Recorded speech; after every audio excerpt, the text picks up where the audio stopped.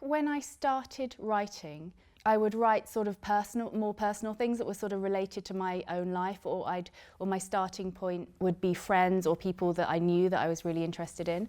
And I think now much more, I tend to write about people or situations that I want to learn about and understand a bit better. Write what you know is about what you know in your heart or emotionally what you've experienced rather than what you've literally experienced. And absolutely you can write about what you've literally experienced, but I feel like that's maybe one play or two plays. Or for me, I sort of feel like a lot of what I've literally experienced in story terms isn't that interesting, but emotionally I can connect to loss or heartbreak or hope or revenge, feelings or anger or whatever it is. And actually it's that I write about, but just setting it through another character, another world, which is how I feel like writers tell stories which seemingly on the surface are not their own, but are still their own, even if the characters and the world it's in don't resemble their own life.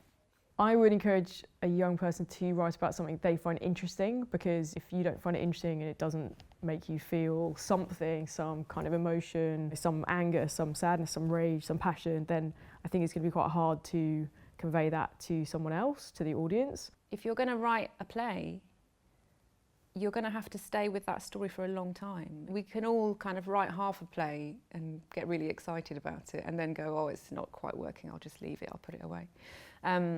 But the real trick to it is to stick with something. So if you're not really excited by that something from the beginning, it's going to be really, really difficult to see it through. I think about story first, more so than dialogue. And I think about what needs to happen to make a story better understood. And I think about what needs to be said versus what needs to be shown. All of my work, whether poetry or theatre, works in the political sphere. I think it's important to be a black man in the UK or in the West in general, and for politics not to come into your existence. And the clearest and most productive outlet for that is through the work that I create. I think all stories naturally have a beginning, middle and an end. But I think writing a play, you can be as free as you want with how you show that story, how you tell that story. You can just take one moment and explode it. You can work backwards. You can just have plays where you're looking at an idea and exploring an idea, and it's not necessarily a narrative that's following one particular character. And the freedom of that you can tell the story any way that you want, is what I find really exciting about writing for theatre. I wish there was a formula where I could go, right, it's Monday, I'm going to write a play today, I'm going to start writing, and this is Act 1, this is Act 2. I really do wish, because that would make life so much easier.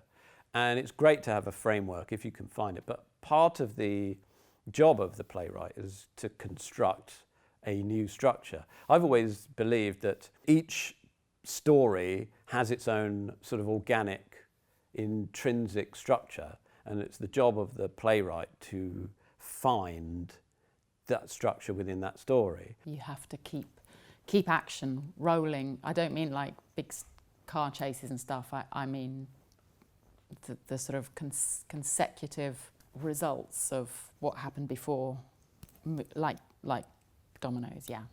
Moving one thing, moving the next thing forward.